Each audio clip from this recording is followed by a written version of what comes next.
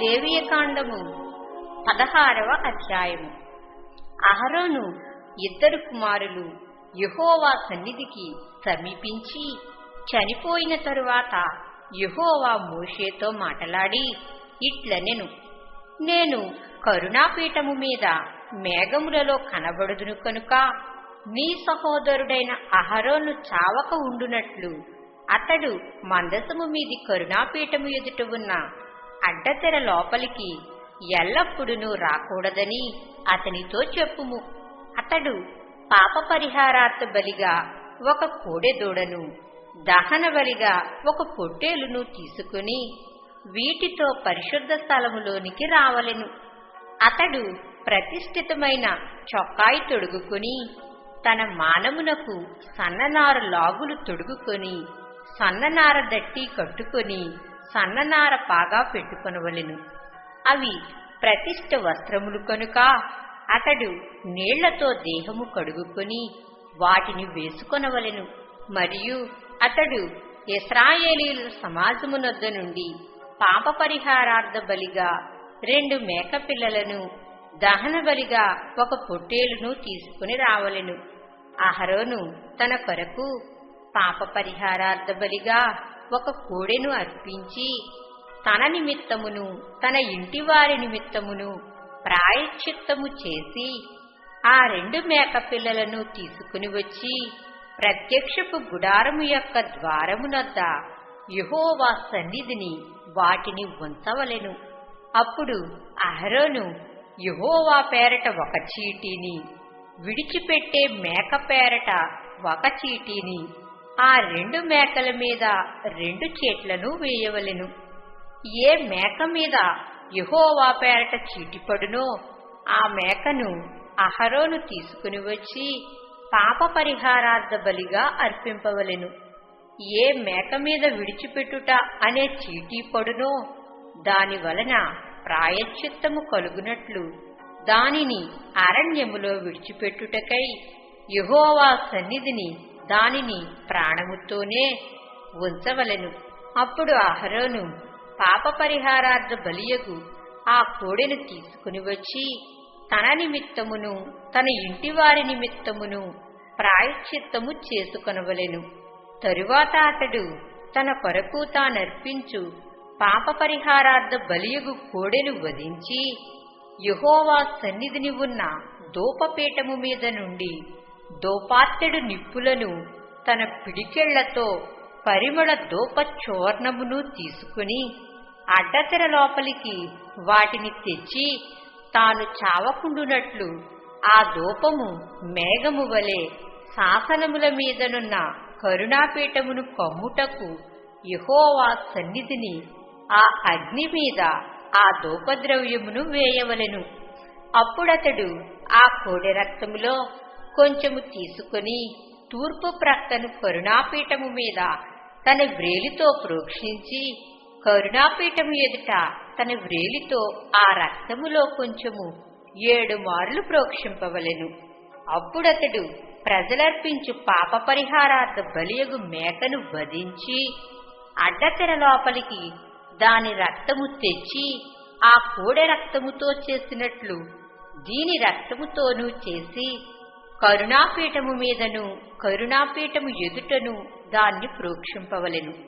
అట్లు అతడు ఇశ్రాయేలీయుల సమస్త పాపములను బట్టియు అనగా వారి అపవిత్రతను బట్టియు వారి అతిక్రమములను బట్టియు పరిశుద్ధ స్థలమునకు ప్రాయశ్చిత్తము చేయవలెను.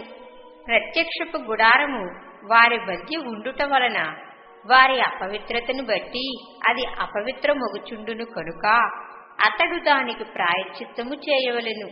పరిశుద్ధ స్థలములో ప్రాయశ్చిత్తము చేయుటకు అతడు లోపలికి పోవునప్పుడు అతడు తన నిమిత్తమును తన ఇంటివారి నిమిత్తమును ఇశ్రాయేలీయుల సమస్త సమాజము నిమిత్తమును ప్రాయశ్చిత్తము చేసి బయటికి వచ్చు వరకు ఏ మనుష్యుడును ప్రత్యక్షపు గుడారములో ఉండరాదు.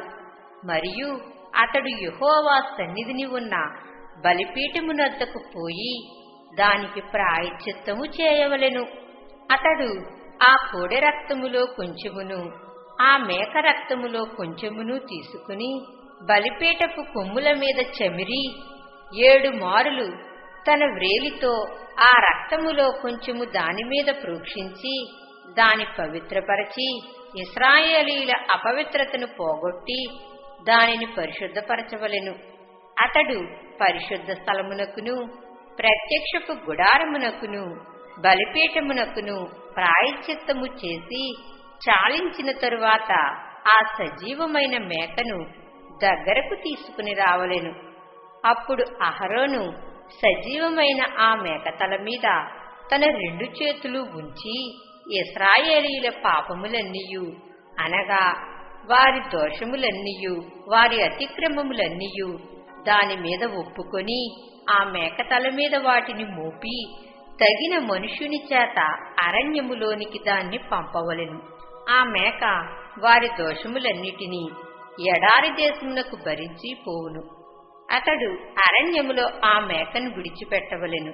అప్పుడు అహరోను ప్రత్యక్షపు గుడారములోనికి వచ్చి తాను పరిశుద్ధ స్థలములోనికి వెళ్ళినప్పుడు తాను వేసుకునిన నారబట్టలను తీసి అక్కడ వాటిని ఉంచి పరిశుద్ధ స్థలములో దేహమును నీళ్లతో కడుగుకొని బట్టలు తిరిగి ధరించుకుని బయటికి వచ్చి తన కొరకు దహనబలిని ప్రజల కొరకు దహనబలిని అర్పించి తన నిమిత్తమును ప్రజల నిమిత్తమును ప్రాయశ్చిత్తము చేయవలెను.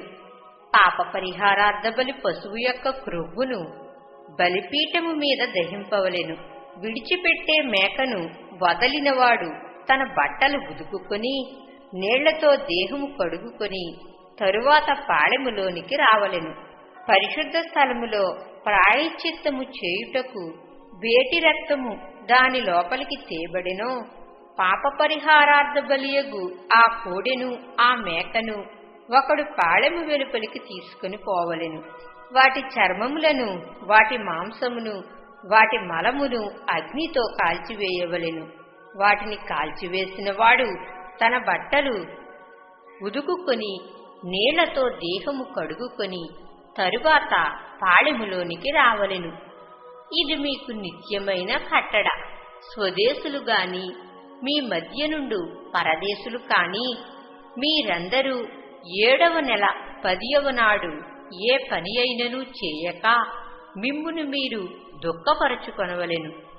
ఎలయనగా మీరు యెహోవా సన్నిధిని మీ సమస్త పాపముల నుండి పవిత్రులగునట్లు ఆ దినమున మిమ్ము పవిత్రపరచునట్లు మీ నిమిత్తము ప్రాయశ్చిత్తము చేయబడెను.